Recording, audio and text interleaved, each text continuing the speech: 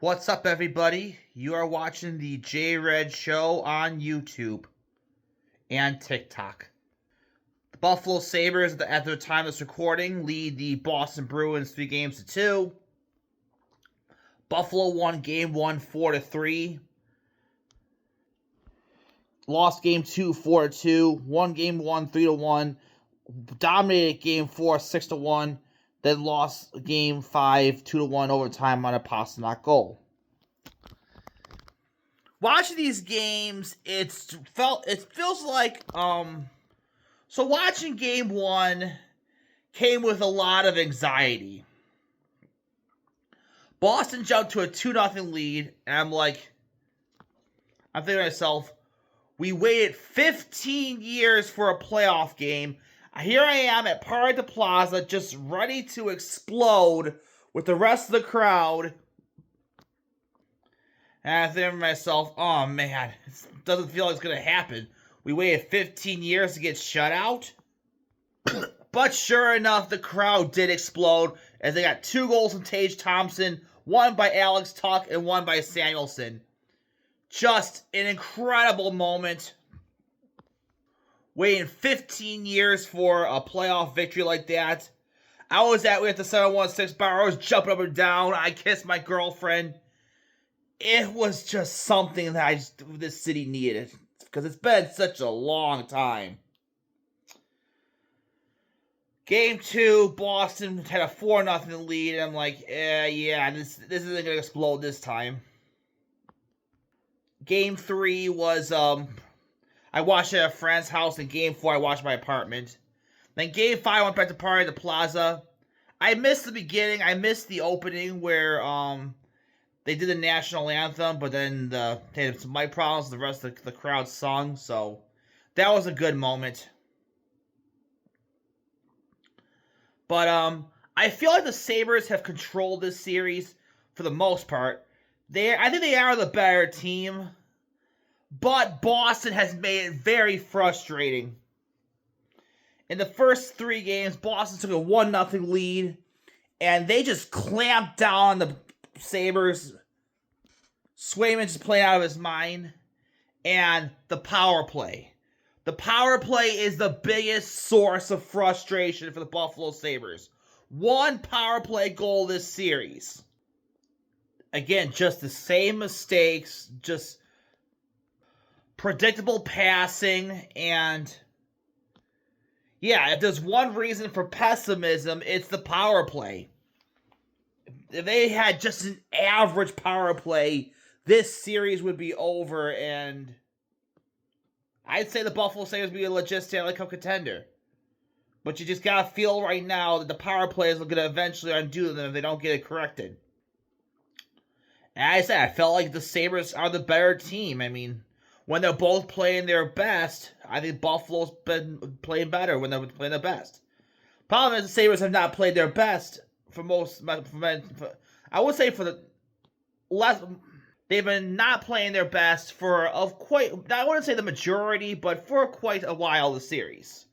Because Boston jumped to a 1-0 lead all 3 games, and they just made things really frustrating for the Sabres.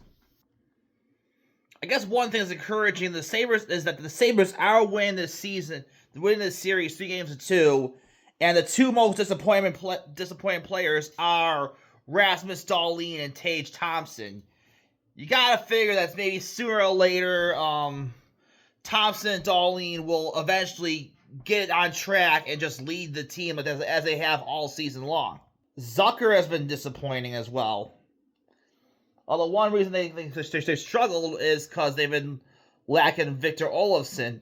Victor Olofsson's injured, and they could use that secondary scoring.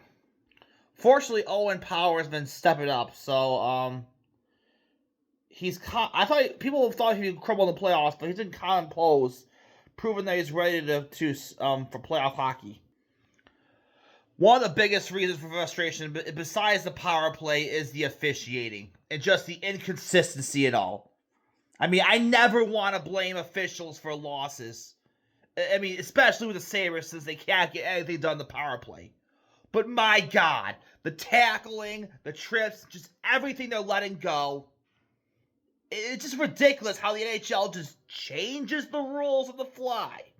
It confuses the refs. It's the same thing with the frickin' NFL.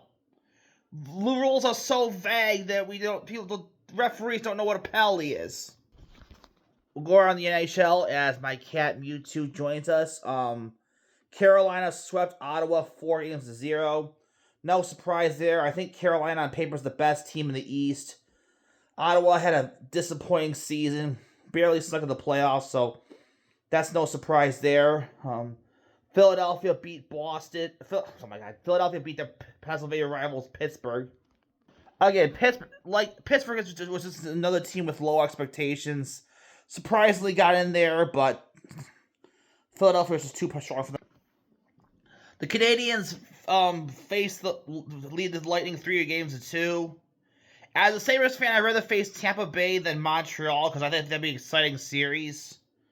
And if this one could go either way, I fully expect the series to go to Game 7. Because I think both teams have been evenly matched. In the West, the Wild will eliminate the Stars to win their first playoff series in 15 years. Vegas leads Utah 5-4. And finally, the Anaheim Ducks defeat the Edmonton Oilers 4-2. Another disappointing playoff by Connor McDavid and the Edmonton Oilers. And now the question has to be asked. How much longer is Connor going to stay? How many more chances will he give the Oilers? Because once again, goaltending had failed the Oilers. Just a bad mistake relying on Tristan Jarry. And once again, the best player in this generation still does not have a championship. I mean, this could be one of the all-time failures of sports in sports history. I mean, there's been plenty of great players who has not won a championship. Dan Marino, Charles Barkley, Patrick Ewing, Steve Nash, Barry Bonds, Ken Griffey Jr., Randy Moss, Barry Sanders. But I think Connor McDavid's above all of them. He's supposed to be like Michael Jordan or Tom Brady or the hockey equivalent Wayne Gretzky. He's that good. And the fact that he doesn't have a championship is a huge disgrace for the Oilers. So, clock's ticking. Hell, it might already be a failure. Like, man, let's say they win just one. It's like, you only have one championship with Connor McDavid? It's like when the Cavaliers only have one championship with LeBron James. Or the Packers only having one championship with Aaron Rodgers and Brett Favre. What are your thoughts? Him and Twitter, J-Red Show. There will be no 4P for the Buffalo Bandits. And this is likely the end of the second golden age of Bandits lacrosse. As more players are going to be out the door. They have nothing to be ashamed of. They won 3 championships in a row. It's pretty much impossible to win 4 in a row in today's sports environment. But yeah, I think it's safe to say the second golden age of Bandits lacrosse is over. Finally, the Amerks. Amerks lost 2-1 to the Toronto Marlies. Don Stevens retires. We heard him cry on his final broadcast. Very bittersweet. I've listened to Don Stevens ever since I became an Amerks fan during the 2007-08 season. It's been with the Amerks for 40 years, and reminds you how life is short, and you cherish these moments. That you gotta cherish every one of the moments you have, because next thing you know, you'll be retired and you'll be dead.